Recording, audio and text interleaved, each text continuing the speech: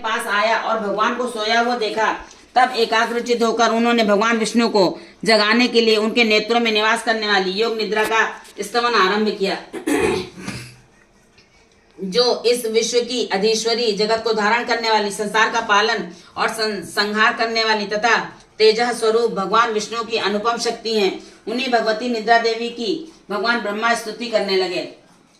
ब्रह्मा जी शुंभ निशुंभ के संहार के प्रसंग का पाठ करेंगे तथा अष्टमी, चतुर्दशी और नवमी को भी जो एकाग्रचित हो भक्ति पूर्वक मेरे उत्तम महात्मा का श्रवण करेंगे, उन्हें कोई पाप नहीं छू सकेगा। उन पर पाप जनित आपत्तियों के दाव में पड़ जाने पर या शत्रुओं से पकड़े जाने पर अथवा जंगल में सिंह, व्याघ्र या जंगली हाथियों के पीछा करने पर, कुपित राजा के आदेश से वध या बंधक के स्थान में ले जाए जाने पर अथवा महासागर में नाव पर बैठने के बाद भारी तूफान से नाव के डगमग होने पर और अत्यंत भयंकर युद्ध में शत्रु का प्रहार होने पर अथवा वेदना से पीड़ित होने पर, किंग बहुना सभी भयानक बाधाओं के उपस्थित होने पर जो मेरे इस चरित्र का स्मरण करता है वह मनुष्य संकट से मुक्त हो जाता है।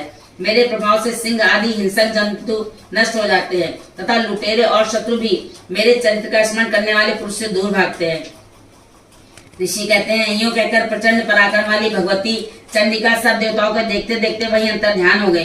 फिर समस्त देवता भी शत्रुओं के मारे जाने से निर्भय हो पहले की ही भांति यज्ञ भाग का उपभोग करते हुए अपने अपने अधिकार का पालन करने लगे। संसार का विध्वंस करने वाले महाभयंकर अतुल पराक्रमी देव शत्रु शुंभ तथा महाबली निशुंभ के युद्ध में देवी द्वारा मारे जाने पर शेष दैत्य पाताल लोक में चले आए। राजन, इस प्रकार भगवती अंबिका देवी नित्य होती हुई भी पुनः पुनः प्रकट होकर जगत की रक्षा करती हैं। वे ही इस विश्व को मोहित करती, वे ही जगत को जन्म देती तथा वे ही प्रार्थना करने पर संतुष्ट हो विज्ञान एवं समन्वित करने वाले वैश्य। तुम लोग जिस वस्तु की अभिलाषा रखते हो वह मुझसे मांगो, मैं संतुष्ट हूँ, अतः तुम्हें वह सब कुछ दूंगी। मार्कंडेय जी कहते हैं, तब राजा ने दूसरे जन्म में नष्ट न होने वाला राज्य मांगा तथा इस जन्म में भी शत्रुओं की सेना को बलपूर्वक नष्ट करके पुनः अपना राज्य प्राप्त कर लेने का वरदान मांगा। वैश्य का चित्त संसार की ओर से खिन्न एवं विरक्त हो चुका था और वे बड़े बुद्धिमान थे, अतः उस समय उन्होंने तो ममता और अहंता रूप आसक्ति का नाश करने वाला ज्ञान मांगा। देवी बोली, राजन, तुम थोड़े ही दिनों में शत्रुओं को मारकर अपना राज्य प्राप्त कर लोगे। अब वहाँ तुम्हारा राज्य स्थिर रहेगा। फिर मृत्यु के पश्चात तुम भगवान विवस्वान अर्थात सूर्य के अंश से जन्म लेकर इस पृथ्वी पर सामान्य मनु के नाम से विख्यात हो गए। वैश्यवर, तुमने भी जिस वर को मुझसे प्राप्त करने की इच्छा की है उसे देती हूँ, तुम्हें मोक्ष के लिए ज्ञान प्राप्त होगा। मार्कंडेय जी कहते हैं, इस प्रकार उन दोनों को मनोवांछित वरदान देकर तथा उनके द्वारा भक्ति पूर्वक अपनी स्तुति सुनकर देवी अंबिका तत्काल अंतर्ध्यान हो गई। इस तरह देवी से वरदान पाकर क्षत्रियों में श्रेष्ठ सूर्य से जन्म ले सामान्य मनु होंगे। इस प्रकार से मार्कंडेय पुराण में सामान्य मनवंतर की कथा के अंतर्गत देवी महात्मा शिवत और वैश्य को वरदान नामक 13वां अध्याय पूरा हुआ। बोली दुर्गा माता की जय, दुर्गा माता तेरी सदा ही जय हो, बोल साचे दरबार की। एक समय नारद जी ने संसार भ्रमण के लिए स्वर्गलोक से मृत्युलोक की यात्रा को प्रस्थान किया। जब मृत्युलोक में पहुंचे तब वहां पर अनेक मनुष्यों को नाना प्रकार के क्लेशों से दुखी देखा। किसी मनुष्य को पुत्र से दुखी देखा, किसी को धन के लिए रोते देखा। जब सारा मृत्युलोक घूम चुके तब उनके मन में यह विचार उत्पन्न हुआ कि श्री बृहस्पति जी के बहुत दिन से दर्शन नहीं किए, सो उनके दर्शन भी करते चले। ऐसे मन में विचार करके वे श्री बृहस्पति जी के स्थान पर पहुंच गए। श्री बृहस्पति जी ने श्री नारद जी के आगमन पर बड़ा हर्ष प्रकट किया और नारद जी से बोले, आप अपने आने का कारण मुझे बतलाइए। जिस विचार से आप आज मेरे स्थान पर पधारे हैं, निसंकोच मुझसे वर्णन कीजिए। तब नारद जी ने हाथ जोड़कर प्रार्थना की और कहा, महाराज, मैं इस बात को जानने के लिए आपके पास आया हूँ कि नवरात्र के दिनों में व्रत करने से किस फल की प्राप्ति होती है। इस व्रत का महत्व मैं आपके मुखारबिंद से सुनना चाहता हूँ। तब बृहस्पति जी बोले, हे नारद, इस नवरात्र कथा को मैंने ब्रह्मा जी से सुना था। यह नवरात्र का व्रत चैत्र शुक्ल पक्ष प्रतिपदा से नवमी तक और आश्विनी मास में भी आश्विनी शुक्ल पक्ष प्रतिपदा से नवमी तक किया जाता है।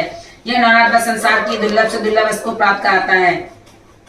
जैसे पुत्र की इच्छा वाले को पुत्र, धन की इच्छा को धन, के इच्छुक को धन, विद्या चाहने वालों को विद्या, सुख चाहने वालों को सुख प्रदान करने वाला है। इस व्रत के करने से रोगी रोग से मुक्त हो जाता है, कारागार में बंद प्राणी कारागार से मुक्त हो जाता है, उसकी सारी विपत्तियां दूर हो जाती हैं और वह सुख पूर्वक जीवन व्यतीत करने लगता है। बंध्या स्त्री पुत्रवती हो जाती है। समस्त पापों को दूर करने वाले इस व्रत के करने से ऐसा कौन सा मन होता है जो सिद्ध नहीं हो सकता। जो मनुष्य इस अलग मनुष्य देव को पाकर भी नवरात्र का व्रत नहीं करता, वह माता और पिता से हीन हो जाता है। अर्थात उसके माता पिता मृत्यु को प्राप्त हो जाते हैं और वह अनेक दुखों को भोगता है। उसके शरीर में कुष्ठ हो जाता है और अंगहीन हो जाता है, उसमें संतानोत्पत्ति का सामर्थ्य नहीं रह जाता। इस प्रकार वह मूर्ख अनेक दुख भोगता है। इस व्रत को ना करने वाला निर्दयी मनुष्य धन और ध्यान से रहित तो भूख और प्यास से पीड़ित होकर प्रत्येतर घूमता और गूंगा हो जाता है। जो सद्भाव स्त्री भूलों से व्रत को नहीं करती वह पति से हीन होकर नाना प्रकार के दुखों को भोगती है।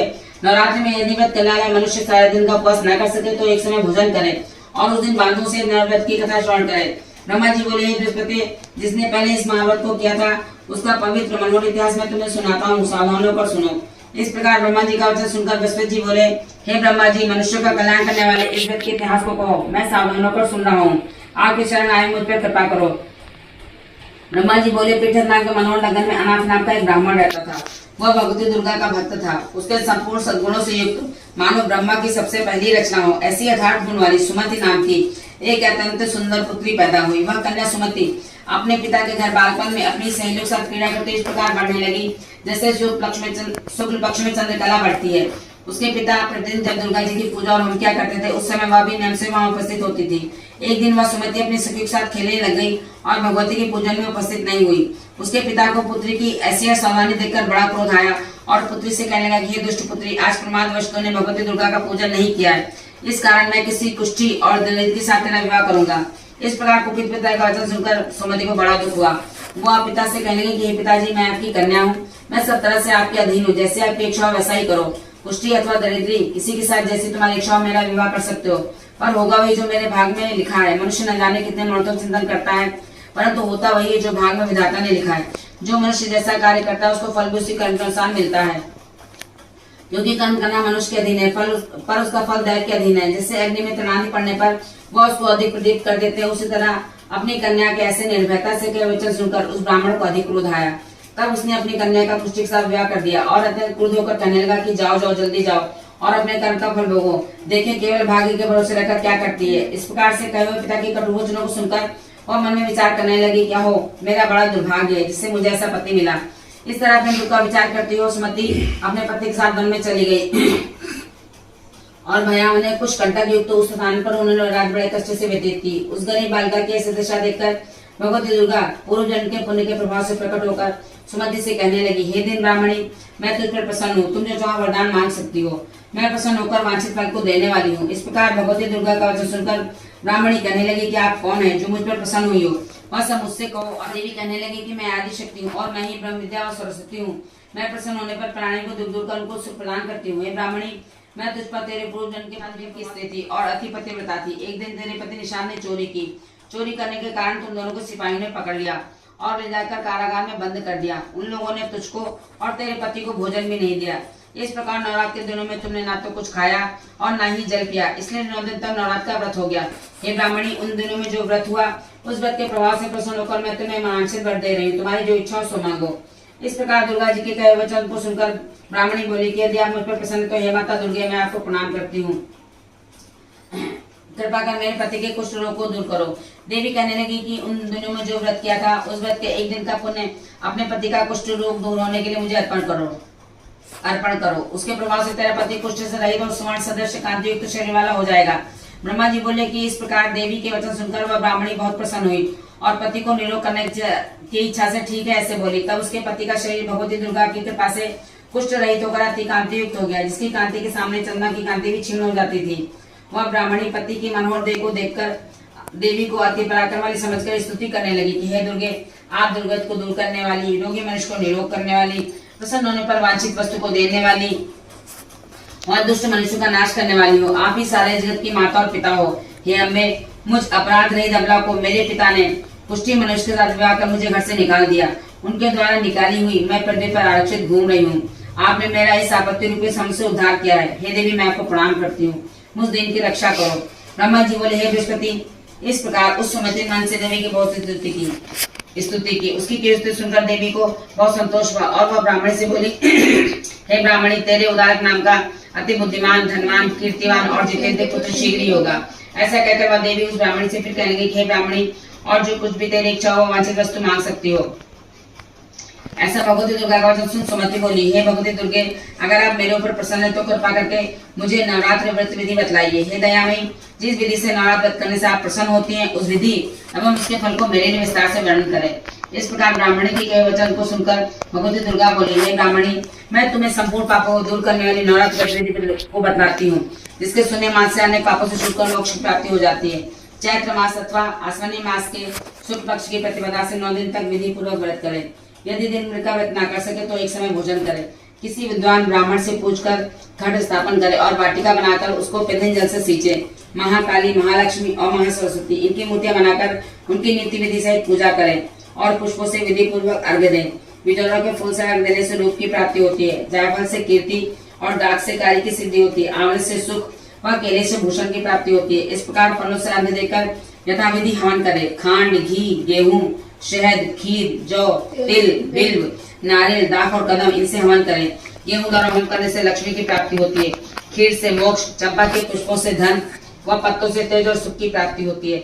आंवले से कीर्ति व केले से पुत्र हो। कमल से राज सम्मान और दाखों से सुख संपत्ति की प्राप्ति होती है। खांड, घी, नारियल, शहद, जौ और तिल इनसे तथा फलों से होम करने से वांछित वस्तु प्राप्त होती है। व्रत करने वाला मनुष्य इस विधान से होम कर आचार्य को अत्यंत नम्रता के साथ प्रणाम करे और यज्ञ की सिद्धि के लिए उसे दक्षिणा दे।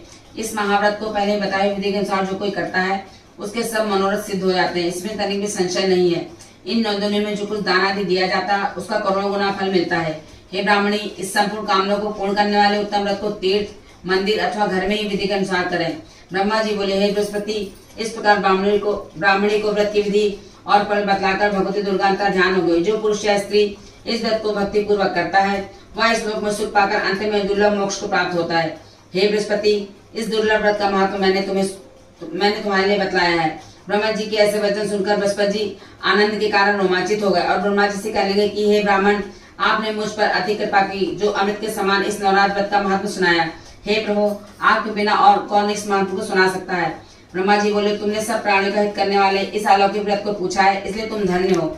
यह भगवती महाशक्ति संपूर्ण लोगों का पालन करती है। इस महादेवी के प्रभाव को कौन जान सकता है। दुर्गा माता की जय। दुर्गा माता तेरी सदा ही जय हो। बोल साचे दरबार की।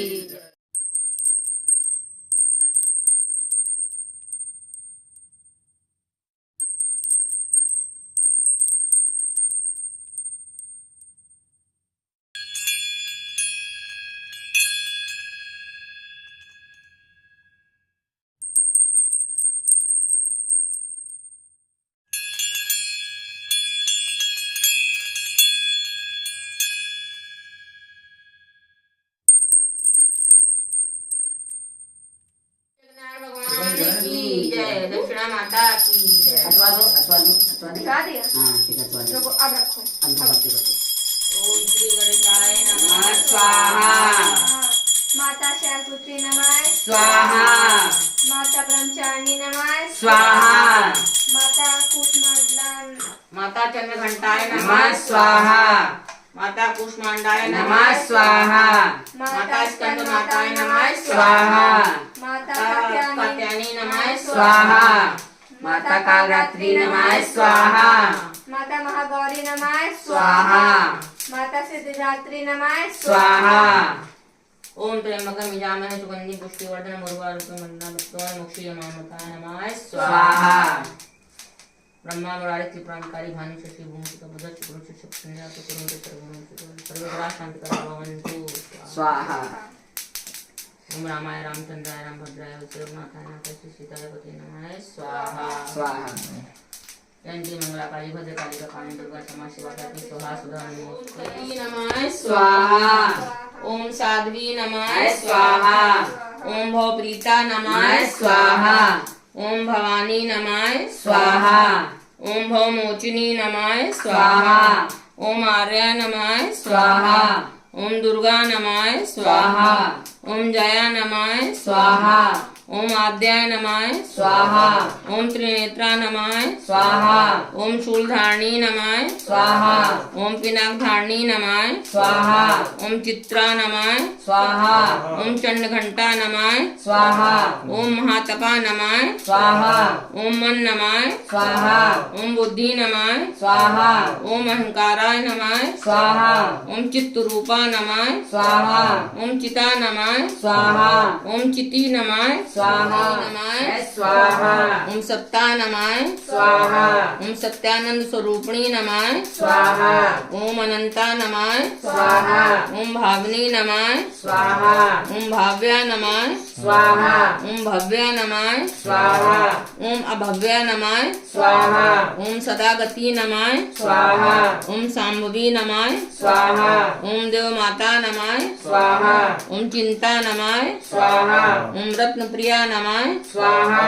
ओम सर्व विद्या नमाय स्वाहा ओम दक्ष कन्या नमाय स्वाहा ओम दक्ष यज्ञ विनाशिनी नमाय स्वाहा ओम अपर्णा नमाय स्वाहा ओम अनेक वर्णा नमाय स्वाहा ओम पाटला नमाय स्वाहा ओम पाटलावती नमाय स्वाहा ओम पट्टांबर परिधान ओम कल मंजीर रंजनी नमाय स्वाहा ओम अमे विक्रमा नमाय स्वाहा ओम पूरा नमाय स्वाहा ओम सुंदरी नमाय स्वाहा ओम सुर सुंदरी नमाय स्वाहा ओम वन दुर्गा नमाय स्वाहा ओम मातंगी नमाय स्वाहा ओम मतंग मुनि पूजिता नमाय स्वाहा ओम ब्राह्मी नमाय स्वाहा ओम माहेश्वरी नमाय स्वाहा ओम ऐन्द्री नमाय स्वाहा ओम कौमारी नमाय स्वाहा ओम वैष्णवी नमाय स्वाहा ओम चामुंडा नमाय स्वाहा ओम वाराही नमाय स्वाहा ज्यादा ओम लक्ष्मी नमाय स्वाहा ओम पुरुषाकृति नमाय स्वाहा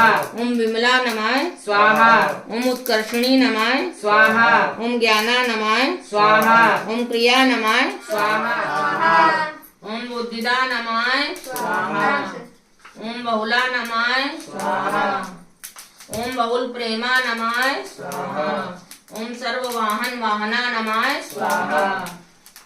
ओम निशुम सुम हननी नमाय ओम महिषासुर मर्दनी नमाय ओम मधुकैटा भंत्री नमाय ओम चंडमुंड विनाशिनी नमाय ओम सर्वासुर विनाशा नमाय ओम सर्वदानव घातनी नमाय ओम सर्वशास्त्रमयी नमाय ओम सत्या नमाय ओम सर्वास्त्र धारणी नमाय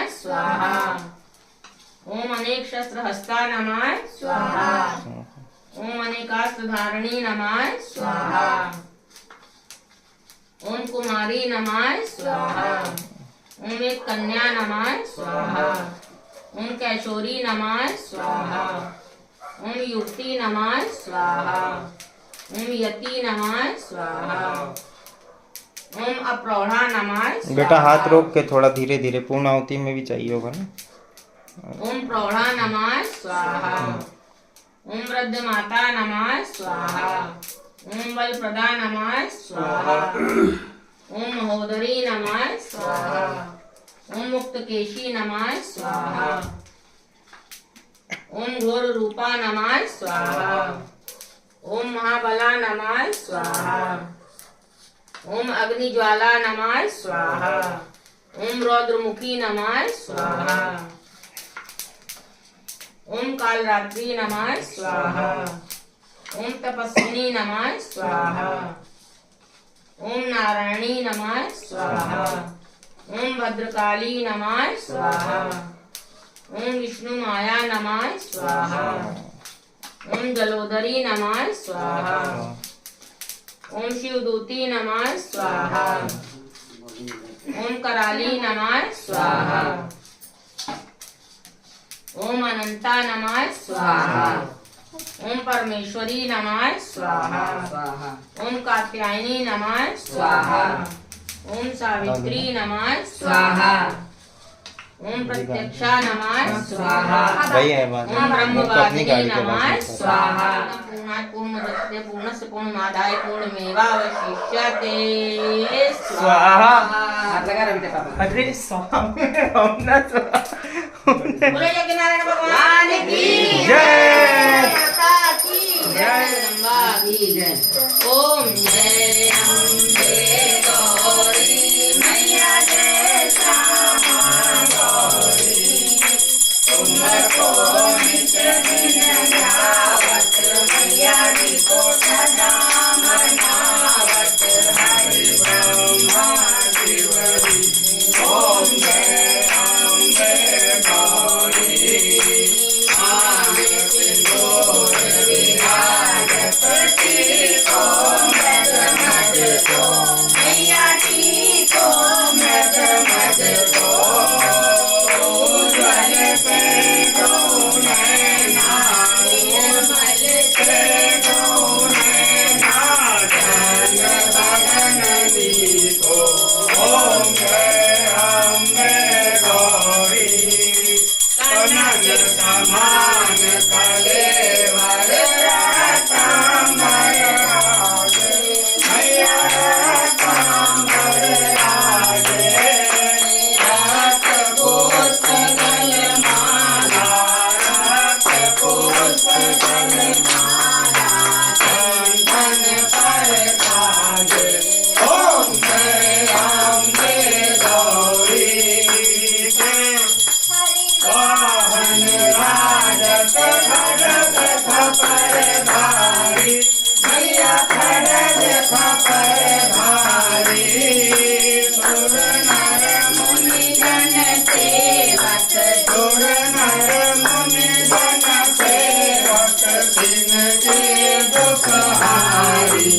ओम जय अम्बे गौरी कोटिक चंद दानन कुंडल शोभित नासा रे मोती, मैया नासा रे मोती। कोटिक चंद दिवाकर, कोटिक चंद दिवाकर शारद जग ज्योति। ओम जय अम्बे गौरी चंड मुंड संहारे, शोणित बीज हरे, मैया शोणित बीज हरे। मधुकर तब दो मारे, मधुकर तब दो मारे, सुर भयहीन करे।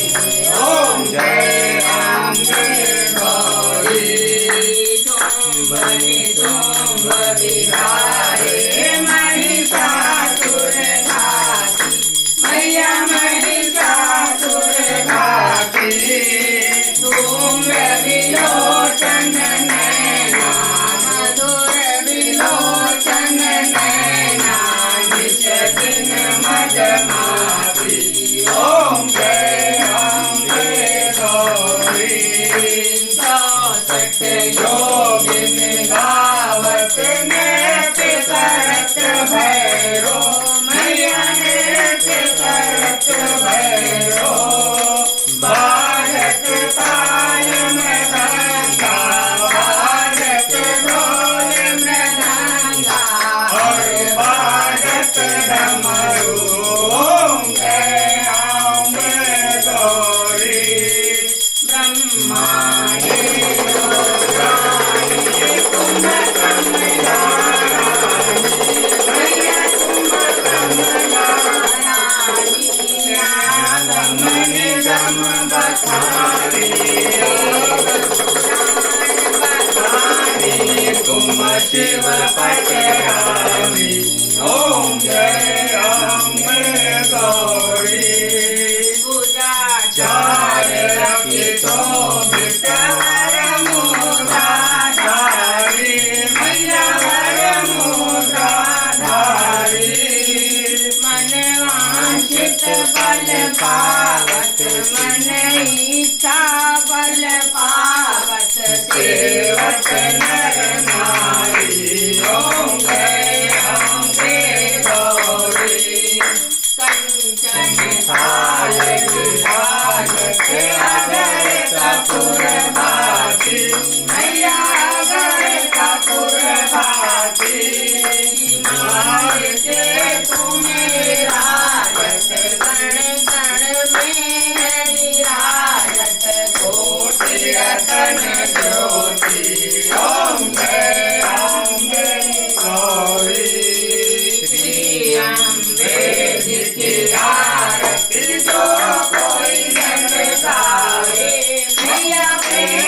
सहित गावे कहत शिवानंद स्वामी मन भजत हरि हरे स्वामी मन वांछित फल पावे ओम जय अम्बे गौरी ओम जय अम्बे गौरी मैया जय श्यामा गौरी मैया जय मंगल करणी मैया जय आनंद करणी मैया जय रिद्धि सिद्धि करणी तुमको निज दिन ध्यावत मैया जी को सदा मनावत हरि ब्रह्मा शिव हरि ओम जय अम्बे गौरी दुर्गे राज रानी की जय दरबार की जय देव की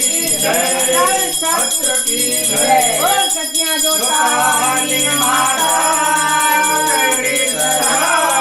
की जय बोल सत्य दरबार की जय ओम कर्पूर गौरम करुणावतारम संसारसारम पुण्येन्द्रमारं सदा वसन्तं हृदयारविन्दे भवं भवानी सहितं नमामि महादेव की जय लक्ष्मीपति जगत जननी जगदम्बा की जय हनुमान की जय शनिदेव महाराज की जय गुरुदेव महाराज की जय सभी पूर्वजों की जय सभी देवी देवताओं की जय अपने अपने माता पिता के चरण कमलों की जय सच्चे दरबार की जय मंत्रहीनम क्रियाहीनम यत्कतम पूजनम हरे स्वर्ण संभो सामिति कृते निराजनेश भैया आरती में जो गलती हो क्षमा करना सबका दिखा सबको लेता था घर में दिखाया पूरे हाँ सबको देते हो एक खुद खोले